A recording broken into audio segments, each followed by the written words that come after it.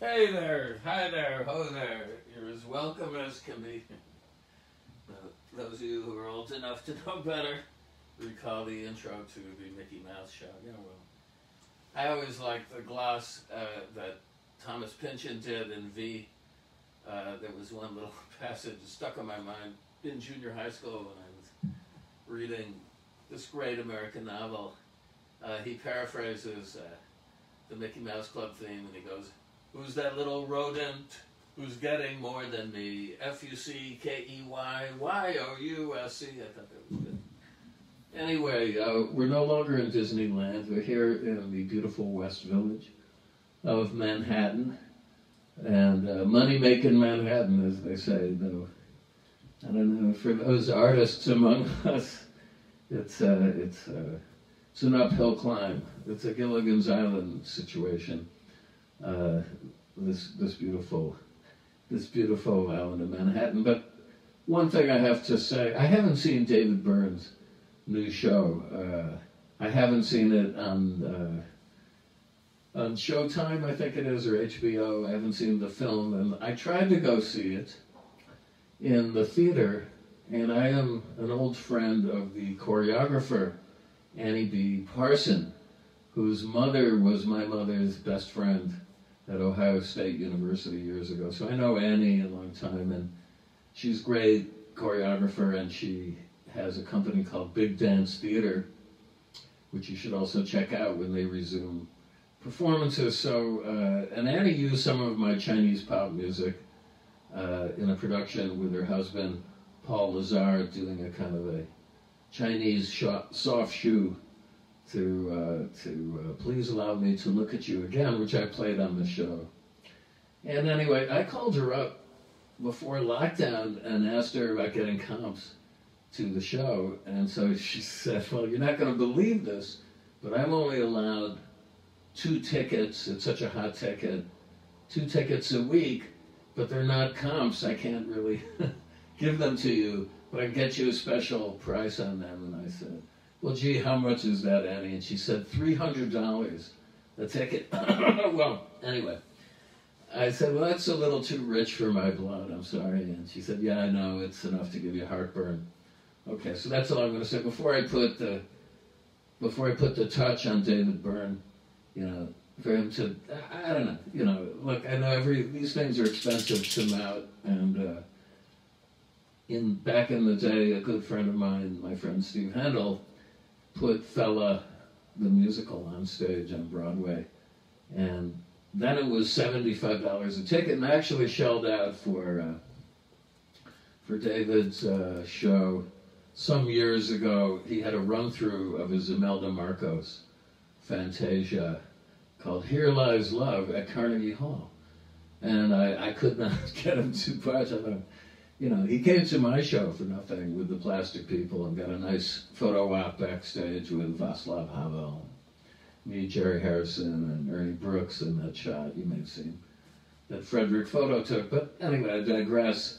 For Here Lies Love, all right, I ponied up the $75. It wasn't going to kill me. And I was sitting, they sat, Caroline and I, down right next to Lou Reed and Laurie Anderson. Hi, Lulu. Lulu says hello. And that was very nice of them. And, I go back with Lou and Laurie many years here in the West Village. They live very close by, they did. And, well, anyway, Lou leaned over and said, "Harry, that guitar you played on that Jeff Buckley, Grace, lovely. Simply lovely." Lulu thinks so too. Now quiet down or I can't resume. So that was nice to hear. I don't know, Lou and I, really, I love Lou and miss him so much that he's gone. Well, anyway, I'm going to try and do an improv to start, a long one.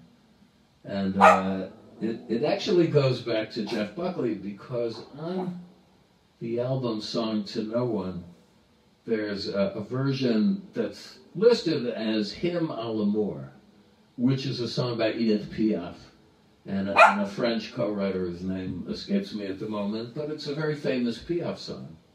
But the genesis of it was I was sitting here in this very chair, and Jeff was over there on the couch. I can't pan the camera, but maybe later.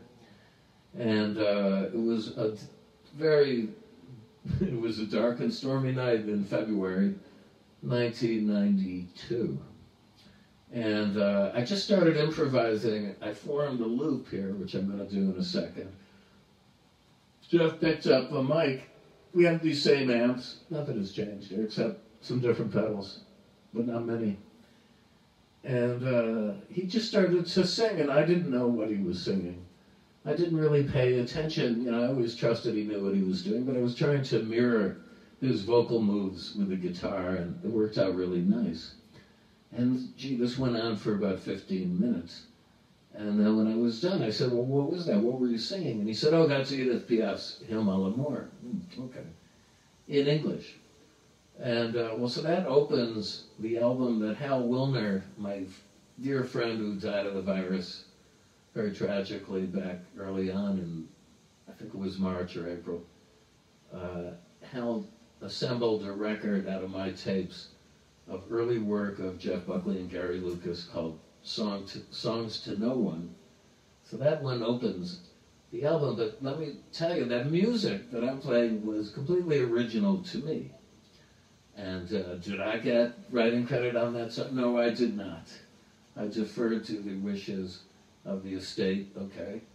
But I feel I have the express right to reuse it, which I have over, many a year.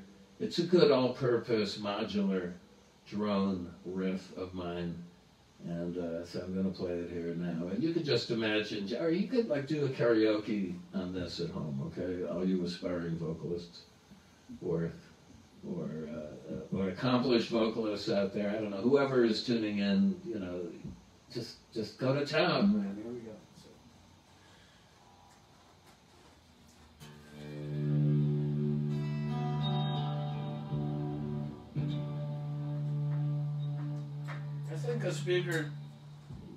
I think I need to replace the speaker in the 250 MLGK, my little amp over here. It's been a buzzing a lot. They're not easy to find. I blew out a speaker. I blew the whole thing out once in a guitar duel with the great Michael Caroli of Cannes, who showed up in town, and then I got booked into this club, The Cooler, to do a guitar duel, which we did to death at about 2 in the morning, and I won. No, I sound like Trump there. I won. No, it was a draw, but I love this guy. I love that group. And the upshot was the thing just fried. We played until this amp made no more sound. And then I spent about a month going around hardware stores and guitar stores and whatnot, trying to find a speaker that would match. And I don't know if I'm going to do it again. I might have to junk this thing. But I don't know. We'll see. We'll check reverb.com later to see if anybody's got spare. I don't think they make this up anymore. It's a good one. All right, I digress. Here we go. And in order to make a loop, you need to follow the bouncing ball here. So.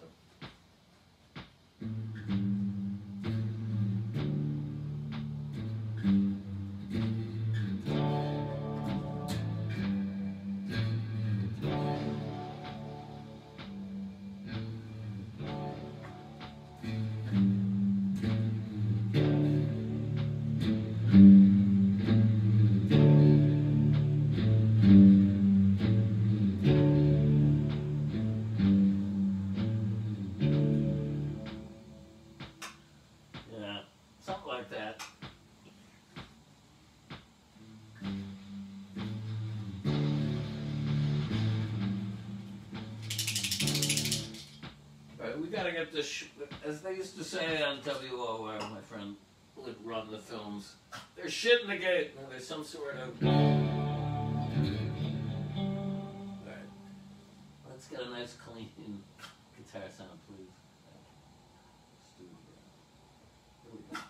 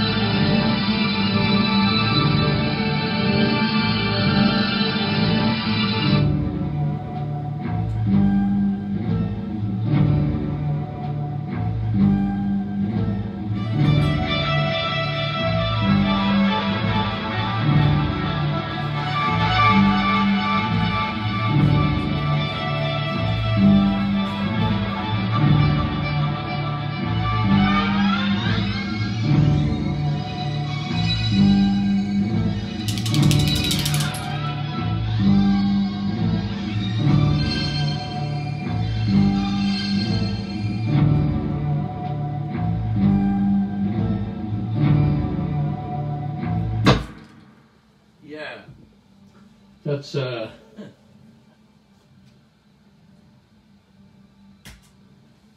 all she wrote on this. So, hi, Lulu. Lulu is very startled at some of the sounds that are produced because they're they're dog whistles to my dog. They're so high pitched, only a dog can hear them. And, nothing but the dog and me, right, Lulu? All right, there she goes. So, I wanted to also call your attention to something that's really been tickling my fancy in the last couple of days. I mentioned the Third Ear Band, I think the last episode or two back, as one of the best musical experiences of my life was hearing this band on record on the Harvest label. Their first album is called Alchemy, and it's really otherworldly. It's a fusion. It's hard to really describe what it is. It's a fusion of medieval improvisation mixed with Eastern acoustic, mainly, influences. It's hard to describe, but you should go get it. They were really something else. They played at Hyde Park on the same bill as the Rolling Stones after the death of Brian Jones. And I don't know how they went down there, but probably hypnotized a huge portion of the crowd. I believe it was 200,000 or 300,000 people assembled for this free concert where Mick Taylor was introduced, and Mick let escape, I don't know, a bunch of like semi-comatose butterflies in honor of Brian. I'm not sure many of them made it out of a cardboard box. They were shepherded in. But the Third Ear Band, were considered a legendary part of this festival. And I followed their exploits. They had another album called Earth that came out that wasn't so good. But then, in '71, emerged Roman Polanski's Tragedy of Macbeth. And they did the soundtrack. And then years later, I got an opportunity to interview the de facto leader, Len Sweeney, who's an amazing character. I believe he's passed away. I gotta check this, but my attention was focused recently because here in my latest iteration in New York City, I visit a great magazine store which carries imported magazines and newspapers, and it's still going. I think they got a Kickstarter or some crowdfunding thing trying to save it because so many things are going under around us, thanks to Donald. And and the latest shindig, maybe this isn't the latest, but the latest one on sale here in New York for a very pricey $15. That's what it's landing at now. Okay, I invested in this because here's an article by my old friend Chris Needs about the Third Ear Band. Up at the top here, they didn't make the cover photo, but the Third Ear Band, a most alchemical brotherhood. Is it not so? So I recommend you get this because he delves into their history through various interviews that he's got going. And I wrote him to tell him that on my first trip to London, as I may have mentioned, I met Peter Jenner, who was Black Hill Enterprises, fundamentally with another partner, who were the Pink Floyd's first manager. And then when Syd Barrett left the group or was kicked out of the group or had his breakdown, he stuck with Syd. He didn't think there was a future in the remainder of Pink Floyd, which he was wrong. Nevertheless,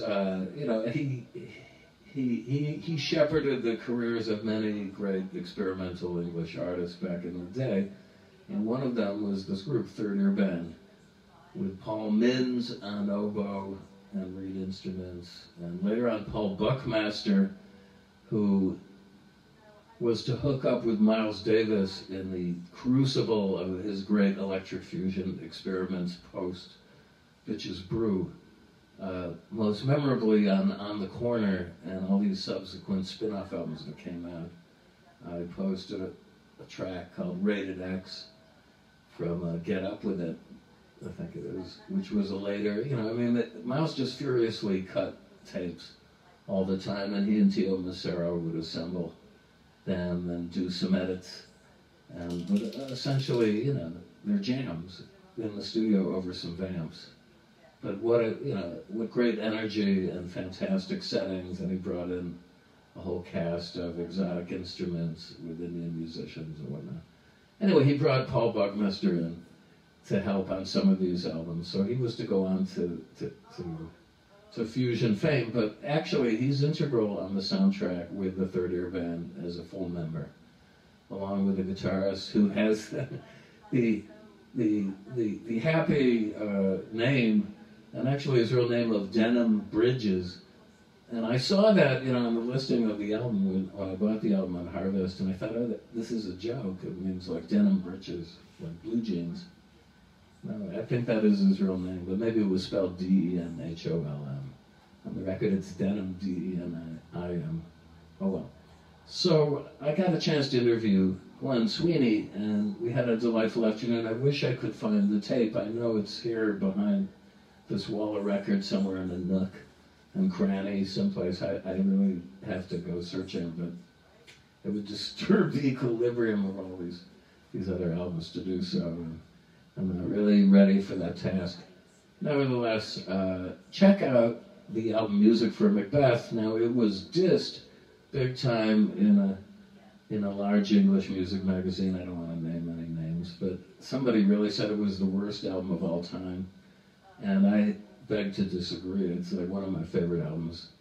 And there was nothing finer in the 1972, 73, to put this record on and turn the lights out in my apartment in New Haven, which I shared with an old friend or two. And my old friend had seen this movie and thought it was great. So I went to New York to see it, and it did not disappoint. So please check out Criterion's Blu-ray of it if you have a Blu-ray player. I finally bit the bullet, and it's definitely worth it. It's the most spectacular restoration. I A-B'd it to my old copy on DVD. It's like night and day.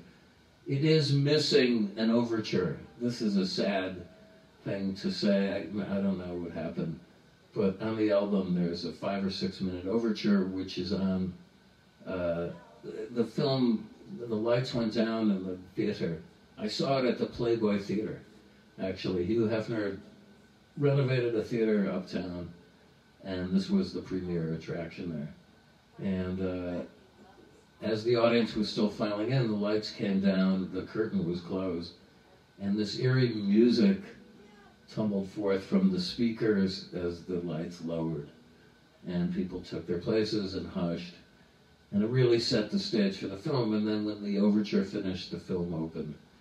And you just have to see it. It's probably the best Shakespearean play version ever committed to celluloid. I really believe that. And I've seen many. I mean, Chimes of Midnight is pretty good, Orson Welles's. Orson Welles's Macbeth, he did a 48 Macbeth, 1948, where he played Macbeth. It's not so good. But actually, I wondered if the overture was a gloss on his version, because his version ends with almost a 10-minute credit crawl with music after the film action finishes. So Polanski kind of reversed the order and put this overture on first, maybe, as an homage, maybe, I don't know. But anyway, well, I got another minute. What else? This arrived in the mail today. I'm really looking forward to seeing it because I've only seen scratchy editions, but it's W.S. Burroughs Cut Up Films. Now, William Burroughs is a controversial figure in the history of arts and letters and popular culture. I know Julian Schnabel was trying to pair Don Van Vliet with Burroughs to do a group show when we were friends. I mean, we're still friends. I don't see Julian much, but last time he was very friendly. And Don would have none of it and didn't want to hear about Burroughs, and basically just said, pornographer, trash poet, you know, like, how dare you want to put me in a show, an art show with my paintings. I think at that time Burroughs' paintings consisted of targets that he had shot holes through, either on his farm or in a target range, I don't know. But that was the art, was the the target with bullet holes in it.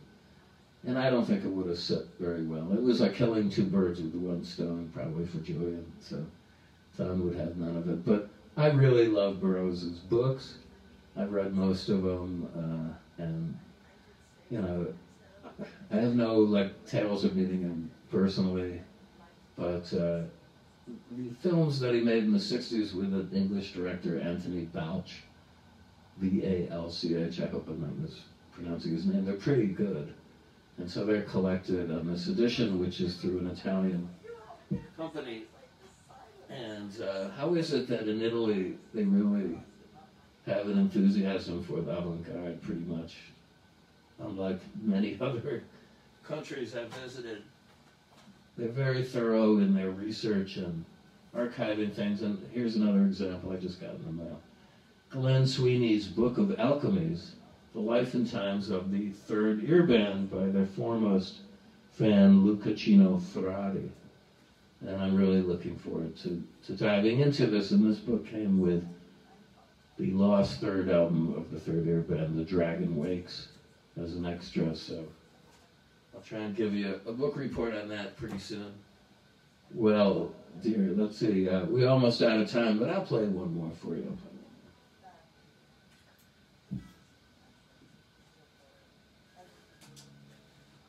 And I will do a free improv.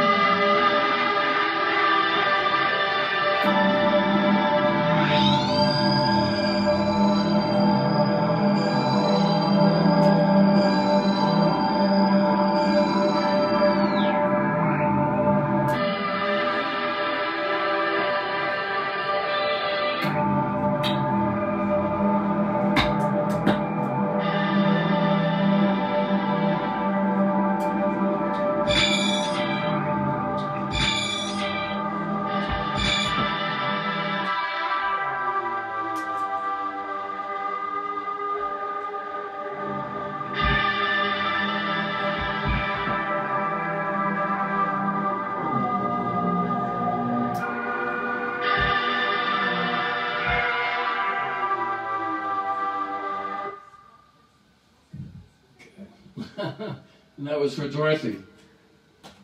So until next time maybe I go acoustic. I always love playing for you, and it's always a pleasure to invite you into my humble abode. And I think everyone should go out and listen to this Talking Heads track called For Artists Only. So I'm going to suggest to David he retitle it For Rich Artists Only. Okay. Hope to see you soon. Take care. Love you guys. Bye now.